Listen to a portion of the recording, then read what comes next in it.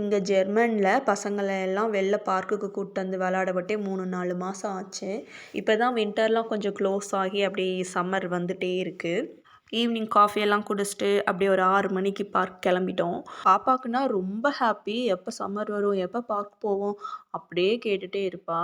ஆனா தம்பி வந்துட்டு மாசத்துக்கே ஒரு 3, 4 தடவ தான் வெளிலே கூட்டு வருவோமா, நான் பாட்டுக்கு வீட்ல இருந்தேன். "என்ன ஏன்டா பார்க்ல விட்டீங்க?" அப்படின்ற மாரி தான் இருந்தான். கொஞ்ச நேரத்திலே தான் இந்த ஜெர்மன் பாப்பா வரவும், அப்படியே கொஞ்சம் பேசி, பேசி, பேசி அப்படியே கொஞ்சம் நார்மலா ஆனான்.